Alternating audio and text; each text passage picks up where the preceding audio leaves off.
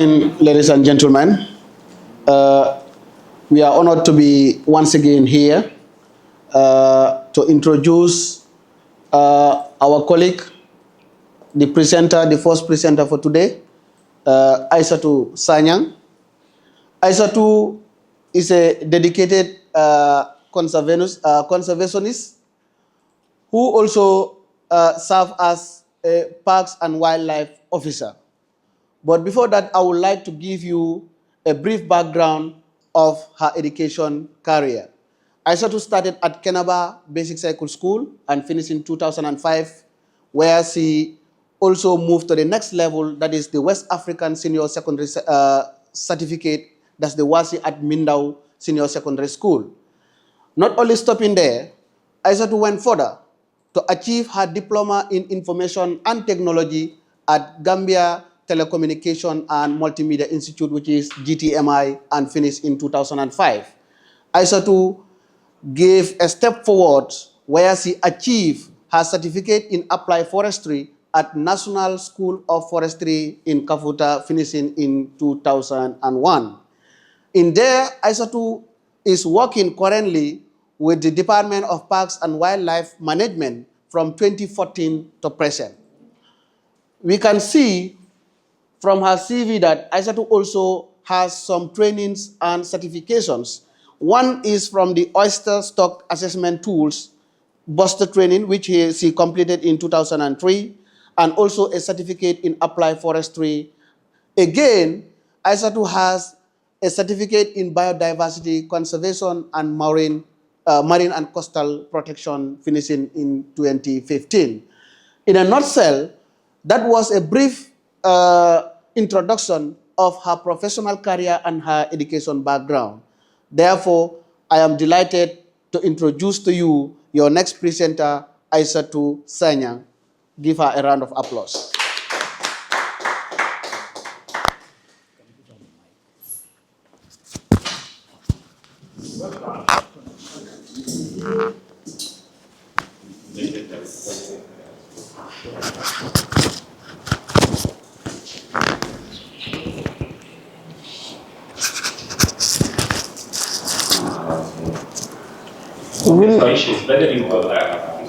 This order you? Yes. Yeah. And put in presentation mode. Good morning, colleagues. Hope you guys are here. It's there, it's there. When you're ready, start. Yeah.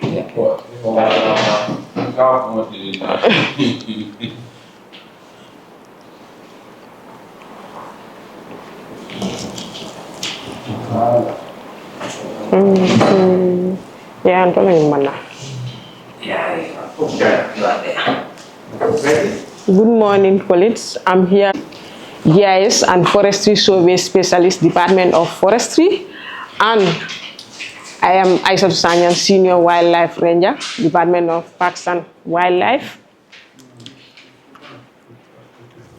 First of all, I want to present Mangrove Extent in the Gambia in the period of 2020. The area of mangrove habitat in the Gambia was 609.72 kilometers square in 2020. This represents in the layer cover of the 88.90% of the 1,197.79 kilometers of the coastline. If you can see, here is Banjul. From Banjul to CRR, the starting of CRR, around Yamina. If you can see from Banjul to the starting of CRR, you have mangrove. But if you can see CRR, around Yamina, that's where the mangroves stop. Because in CRR, because of maybe we don't have mangrove there much. Yeah, it stopped at around Yamina. Yeah. Okay. Okay. Next change. The extent of mangrove in the Gambia has increased by 1.99 kilometers square between 1996 to 2020. Sorry, 1996 to 2020, which shows the gain and the loss of the mangroves. If you can see, in 1996, the chart shows in 1996 to 2016, we have a little bit decrease in mangrove. But in 2016 to 2017, we have a little bit increase, which shows, if you can see in the map here, where you have the red, it shows the loss of the mangrove, and where you have the yellow shows the gain of the mangrove.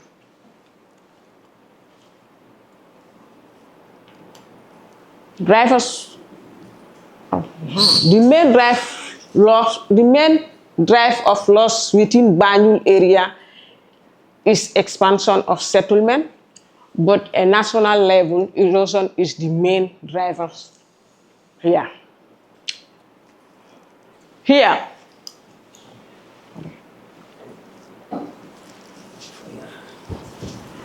is Banjul. It shows that the chart shows before we have mangrove, but later on it all disappear because of settlement. That's why. If you can see, but the national level is because of erosion. That's why. So if you can see, erosion here is 76.39%, and the non-productive conservation is 18.89%, and the settlement process is 1.84%. Mangrove alerts. The area height affected by mangrove alert loss in Banjul, LRL, and in North Bank region. If you can see, it shows of the alert. In Banjul, it's because of the settlement, that's why. But if you move to LRR, it's due to because of the OMVG, and they are clearing for their OMVG electrification. That's why from mangroves up to the supply. This shows the graph utilization line and the intensity of alert across the whole country, which is the April 21st, you have the high around 79, but if you come to August 21st, June, October, it's around, to January 24th, it's around 1%.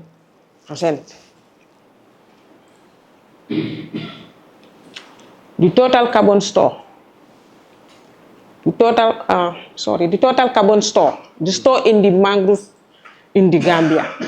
The total carbon store in the Gambia mangrove is estimated to 58 megatons. If you can see, the whole total is 58 megatons. But if you can see the above ground here store is only 5 megatons. That means only 5 megatons are above, but only 53 was stored in the soil.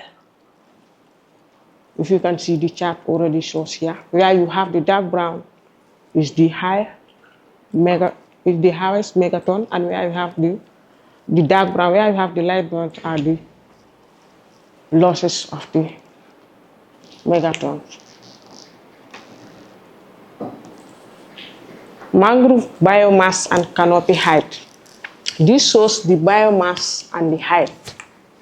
The main mangrove height, the main mangrove above ground in the main mangrove above the ground biomass density is in the Gambia was 54.05 tons hectare in 2020.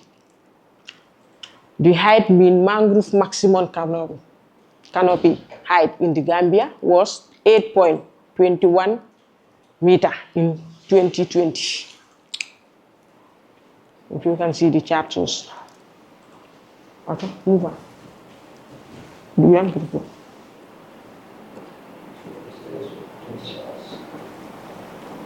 Mangrove restoration potential.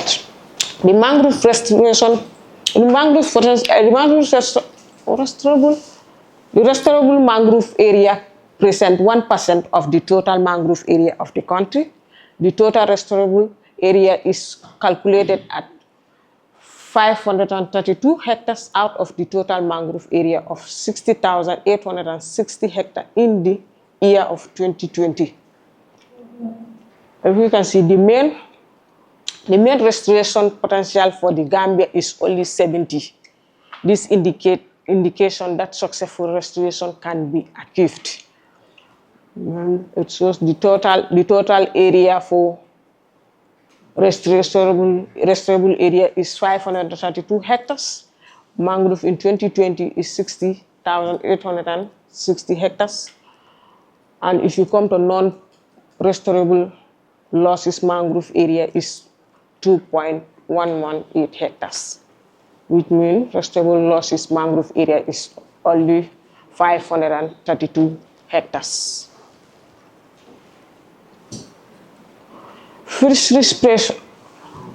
The main fisheries pressure intensive in the Gambia was calculated at 376 days, ranging from 167 to 9,105 fishes a day, which means from Banjul to Brikama, the highest fisheries density occur around Lamen, Tanji, and Carton.